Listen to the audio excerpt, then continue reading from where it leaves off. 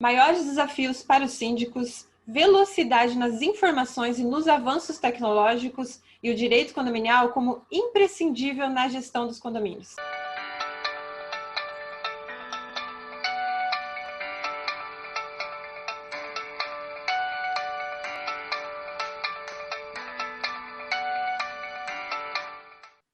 A entrevista de hoje é com o Dr. Rodrigo Carpati, que é um dos maiores especialistas em direito condominial do país. E para quem não sabe ainda, esse nome aqui é o Condomiting, Dr. Rodrigo Carpati é um dos nossos padrinhos. A gente fez um grande evento, 3 anos consecutivos, né, o maior evento de Santa Catarina. Muito obrigada, Dr. Rodrigo. É um grande prazer tê-lo aqui com a gente. Tudo certo por aí? Tudo bem, eu que agradeço, sou um fã do projeto de vocês, especificamente da Miriam e da Márcia, que são pessoas assim fundamentais no mercado local e em todo o país. O Condomit é uma marca que tem ganhado bastante projeção. E com certeza, quando fisicamente for possível, os eventos vão voltar e a gente vai estar juntos mais uma vez. A gente que agradece. Setembro é marcado por esse grande evento e começa a vir bastante os TBTs para a gente relembrar, mas mesmo à distância, a gente gostaria de agradecer por estar aqui com a gente mais uma vez. Conta um pouquinho, doutor Rodrigo, como é que foi a pandemia, como é que está também a questão, as demandas. A gente nota aqui que às vezes questões mais básicas ainda, os síndicos ainda estão sofrendo. Aí também, como é que está sendo isso por todo o país? Com certeza, a pandemia pegou todo mundo de surpresa, foi uma situação assim que todo mundo ficou no momento, perdeu o chão e aos poucos as pessoas passaram a entender o que estava acontecendo.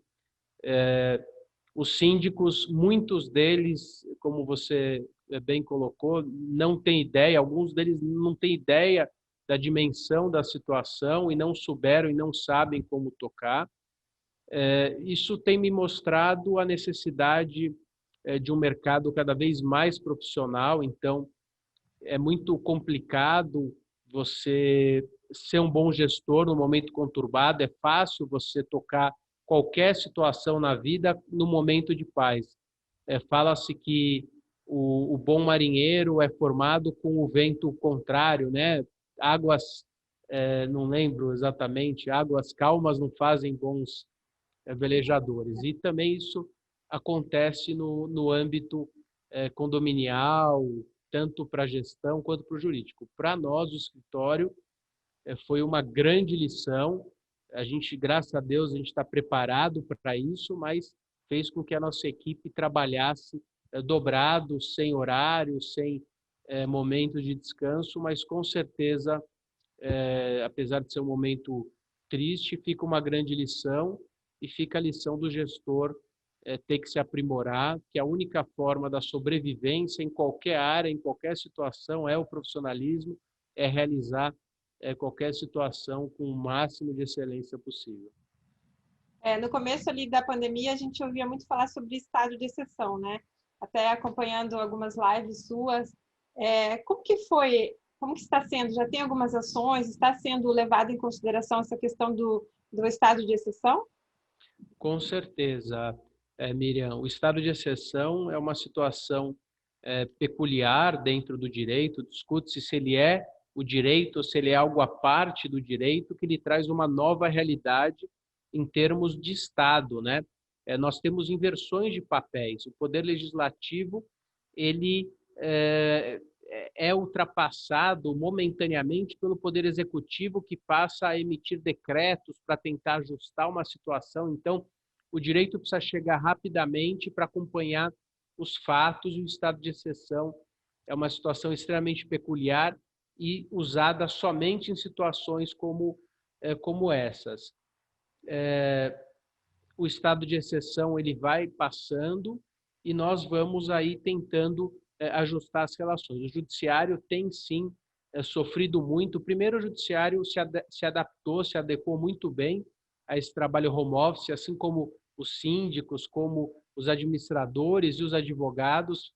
Entendo que o judiciário tem sido até mais célere em função dessa pandemia. Então, o judiciário tem sido mais célere nesses momentos, mas, em contrapartida, é impressionante o número de decisões que trazem a palavra estado de exceção, situação transitória. Nós temos, inclusive, leis, algumas delas que interferem até no âmbito condominial, como a 14010, de junho de 2020, que interfere nas relações privadas. Então, o direito, normalmente, ele preserva as relações privadas, que são os contratos, as situações onde o Estado, ele normalmente deixa com que o particular se manifeste, faça o que é o melhor, dentro dos limites da lei. Mas no estado de exceção, o Estado passa a interferir nessas relações privadas. E, com certeza, isso tem fulminado em demandas gigantescas judiciais, as pessoas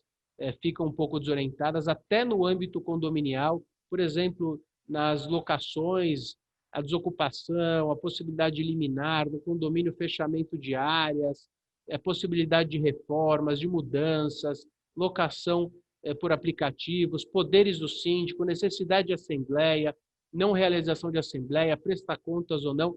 E, em meio a tudo isso, muitos síndicos renunciando, muitos síndicos sendo depostos, assembleias para a destituição dos síndicos. Então, tem aí o abecedário inteiro de situações diversas que nós estamos enfrentando no âmbito imobiliário condominial.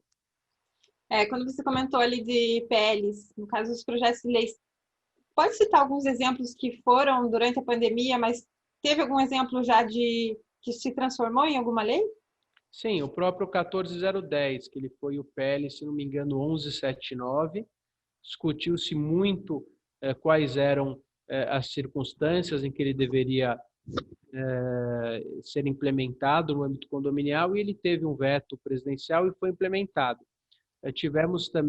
Temos, por exemplo, o PL 2510, que é o projeto da violência doméstica, em função do agravamento da violência contra a mulher e também contra os vulneráveis. Esse projeto já foi aprovado em primeira instância, foi aprovada em primeira votação, se não me engano, no Senado, e agora está na Câmara dos Deputados.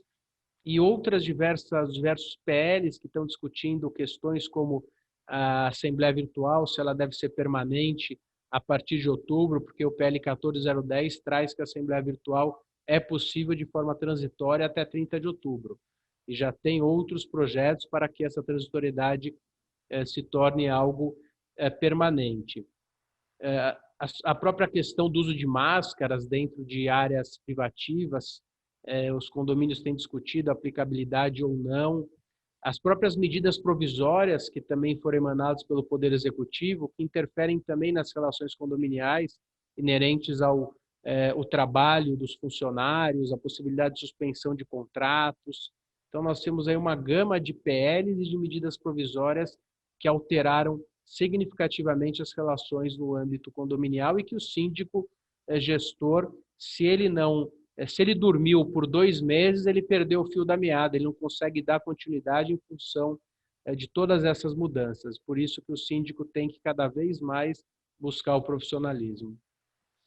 Você tem notado que síndicos moradores estão correndo atrás ali para se profissionalizar? Os síndicos profissionais também estão buscando treinamentos mais avançados? Eu creio que sim, Miriam, mas o que me preocupa é que alguns síndicos profissionais se acomodam por já serem síndicos profissionais, acabam não se aperfeiçoando, e alguns síndicos moradores são indiferentes aí às novidades, mas o que me agrada é esse síndico profissional em constante transformação, inclusive aquele que se inscreve em cursos. Nós temos o curso da Gabor EH, que é um curso de formação também, que é muito procurado pelos síndicos. E os síndicos moradores, nós temos também um seleto grupo de síndicos moradores que, apesar de não serem profissionais, são extremamente competentes e levam a sério o ofício da sindicatura, inclusive também matriculados em diversos cursos. Então, o que me chama a atenção é uma gama de síndicos buscando a profissionalização e, infelizmente, uma minoria indiferente, inerte, e esses condomínios que essas pessoas são gestoras, profissionais e voluntários estão realmente em situações complicadas e nós sabemos disso em função dos acionamentos em âmbito jurídico. A gente vai pedir uns spoilers aí sobre um curso também que você está ministrando, né? Mas deixa eu perguntar um pouquinho mais em relação a isso tudo que está acontecendo, né? A gente está falando de Balneário Camboriú, Santa Catarina, que é uma região de litoral, muita gente vem de fora para tirar férias, a gente já sabe que os síndicos daqui vão ter que, principalmente, tomar cuidado em relação ao uso do salão de festas, mas até que ponto o síndico ele pode intervir também em relação às áreas privativas? Então, a sua pergunta chegou até a presidência da República, né? Porque o presidente, no PL 14010, ele discutiu, ele vetou o artigo dizendo que o síndico não tinha poderes de interferir sem que houvesse a manifestação dos condôminos para o fechamento de áreas comuns. Infelizmente, ele fez através de uma mídia social, o que trouxe um grande rebuliço e a falsa impressão de que o síndico não tem poderes administrativos dentro do condomínio. Então, primeiro, preciso lembrar do 1348-2 do Código Civil, que traz que o síndico tem poderes de tomar as medidas administrativas. O que ocorre, Miriam, é que ele tem que estar respaldado por lei. Ele não pode simplesmente, por convicções pessoais, ao bel prazer, fechar ou abrir uma área comum. Ele tem que estar embasado ou numa lei que lhe possibilite essa situação, ou em fundamentos que lhe tragam aí a garantia de que ele possa realizar ou não determinado ato. Uma vez que esse síndico ele responde civil e criminalmente pela edificação. Então, o que justificaria o fechamento de uma área comum? Decretos estaduais, municipais ou um decreto federal impondo medidas restritivas, medidas de isolamento. Isso faz com que, por analogia, ele aplique dentro do âmbito privado condominial. Então, se não pode na sociedade as pessoas se deslocarem, se não pode na sociedade os comércios abrirem, em tese, dentro dos condomínios, por analogia, baseados em pareceres jurídicos, também não poderiam. Mas, se não existe qualquer restrição por parte do Estado, ele não pode, por uma convicção particular, realizar o fechamento de áreas. Então, ele tem poderes, sim, dentro da edificação, ele poderia até fechar, mas ele seria responsabilizado por isso, se for algo prejudicial, mas o que justifica o fechamento é o subsídio que ele vai ter da legislação ou de pareceres jurídicos nesse sentido. A gente tem um caso aqui, os síndicos mais cautelosos, eles fizeram um termo de responsabilidade. Isso seria uma indicação, provavelmente não questões jurídicas, mas foi interessante porque eles fizeram esse termo de acordo com cada ambiente, passando a responsabilidade do morador em relação a EPIs, limpeza. Então, Miriam, eu tenho dúvidas disso. Eu vi o que foi feito, mas eu não entendo como algo necessário, porque não tem nenhuma lei que impeça a abertura. Senão você teria que assinar um termo de compromisso para entrar dentro do seu clube, ou você teria que assinar um termo de compromisso para entrar dentro da academia ou dentro do shopping. Olha, eu me comprometo a usar máscara. Não, é uma lei federal, se você não usar, você pode sofrer as sanções. E se você prejudicar um terceiro, seja lá de qual forma, comprovado o prejuízo, o cometimento de um ato ilícito, você vai ser obrigado a reparar. Então, algumas pessoas me perguntam, se alguém contrair o Covid dentro da área comum, o condomínio é responsável? Não necessariamente. A pessoa, se a área está aberta, a pessoa também tem o livre-arbítrio de entrar ou não naquela área. Ela tem o livre-arbítrio de usar ou não aquela máscara. Ela deve usar porque tem uma lei, mas vamos supor que ela acabe não utilizando. Se a pessoa, a quem está se sentindo constrangido, sobe, aciona o condomínio para que tome medidas se a pessoa estiver descumprindo aquela situação. Mas, por exemplo, alguém faz uma festa e várias pessoas contraem Covid. Não é uma situação do condomínio. O condomínio tem que alertar, o condomínio pode, nesse momento de reabertura, por exemplo, impor a restrição da utilização, não a abertura ou não, mas a restrição com base nos decretos que existem por aí, por analogia. Então, o decreto estadual diz que as áreas podem ser utilizadas, uma academia pode ser utilizada com até 40% da ocupação. Pode ser utilizada em horários pré-definidos. Isso, no âmbito condominial, é producente que se discuta e que se implante. Mas se aquele morador foi contaminado com 40% porque o outro acabou não limpando, é o risco que a pessoa que foi correu. Então, da mesma forma que nós temos o livre-arbítrio de sair na rua ou não, ir no mercado ou pedir através do aplicativo, a não ser que exista uma relação muito direta entre a contaminação e aquela situação. Por exemplo, um síndico negligente que não tomou nenhuma medida, não cobra o uso de máscaras, abre todas as áreas sem qualquer tipo de orientação. Daí, a omissão dele é relevante no âmbito penal e civil, porque ele está, sim, não tomando os cuidados necessários de praxe, contrários à Organização Mundial de Saúde e todas as medidas que são inerentes àquele tome. Joia, a gente também tem uma pergunta de síndica aqui, uma síndica moradora. Doutor Rodrigo, quando se fala em responsabilidade civil e criminal do síndico, para se precaver de processos, uma orientação seria o síndico se assegurar contra os possíveis processos, no exemplo, fazendo um seguro pessoal? Existe isso? Com certeza, o síndico tem que fazer um RC, a responsabilidade civil do síndico. No seguro do condomínio, ele faz o RC síndico. Lembrando que existem algumas excludentes. Então, se ele vai lá, agride alguém, se ele toma uma medida pessoal e comete um ato ilícito, se ele sozinho vai mexer na caixa d'água e explode. Então, o que ele fizer sem uma técnica, sem seguir as diretrizes do seguro, ele pode ser responsabilizado, mas o RC Síndico resolve em diversas situações. Por exemplo, no caso de uma ação judicial, onde ele não é parte, mas o condômino resolveu ingressar. Vamos supor que o judiciário o condene, eventualmente o seguro nesse caso cobriria. A pessoa teve o seu carro roubado e resolveu acionar o síndico. A pessoa sofreu uma queda em área comum e responsabilizou o síndico. Então, essas situações o síndico tem resguardo e deve fazer. Estourou a caixa d'água, não o síndico foi lá e mexeu.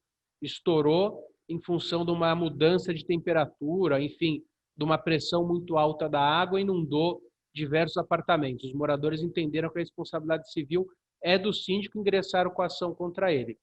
Se ele for condenado, ele vai estar resguardado por esse seguro. Já aproveito para agradecer também os síndicos que enviam as perguntas para a gente. Agora falando um pouquinho sobre normas, conta um pouquinho primeiro antes sobre o curso, né? Que é um curso intensivo. O que difere uma palestra, um treinamento de um curso intensivo de direito condominial? Então, na palestra a gente pincela muito aquilo que a gente vai falar no curso, mas no curso a gente consegue se aprofundar, a gente consegue ingressar nos temas com mais tempo, com mais profundidade, esclarecer mais dúvidas. Normalmente nós temos um público um pouco mais restrito, pessoas que se dispuseram a assistir 4, 5, 6 aulas de 4, 5 horas, então isso permite que os assuntos sejam aí aprofundados e algumas vezes direcionados. Eu ia falar um pouquinho também, porque hoje o direito condominial ele não é só para síndicos, né? Ele está em todas as áreas, área de engenharia, área de arquitetura, falando um pouquinho também envolvendo a parte de engenharia e direito condominial. Tem uma regulamentação nova da NBR 16747, que impõe algumas questões de inspeção predial, que, por exemplo, no Balneário Camboriú existe uma lei, que é obrigatório as manutenções em dia. Eu gosto, se você puder comentar um pouquinho também em relação, porque a gente fala assim, manter o condomínio em dia. Às vezes, ouvi falar hoje, por exemplo, que teve uma senhorinha que ligou lá para uma garantidora falando, não, cancela aí minha taxa de condomínio por causa da pandemia. Às vezes as pessoas esquecem, né? Parece, é tão óbvio para a gente, mas manter o condomínio em dia é manter o condomínio, o patrimônio valorizado. E o que significa isso de manter um plano de manutenção em dia? Pode passar um pouquinho? Eu gosto muito de ouvir falar sobre isso e passar essa importância para o pessoal que assiste.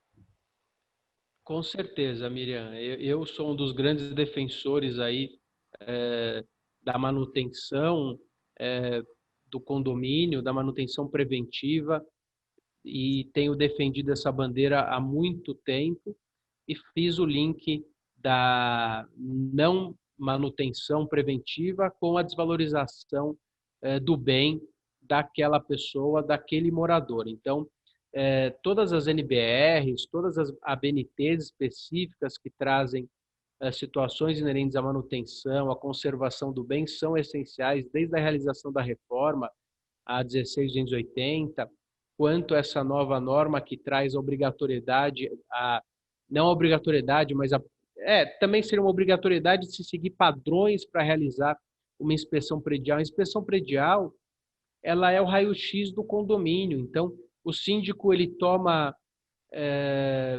posse, ele é eleito e ele entende que ele, dando uma simples passeada no condomínio, ele está a par da situação. Não, existem diversos problemas ocultos, estruturais dentro dos condomínios, as técnicas de construção, então ele tem que começar lendo os manuais, esses manuais de edificação daquele prédio específico, que pode ter 20, 30, 40 anos, ele já foi baseado em alguma ABNT específica, e é importante sempre uma inspeção predial, um laudo predial, para que o condomínio tenha um raio-x da situação que ele se encontra. Mas nada disso vai funcionar se aquele síndico também não trabalhar na conservação. Eu conheço muitos gestores, infelizmente, que dizem assim, Miriam, quando estragar eu conserto.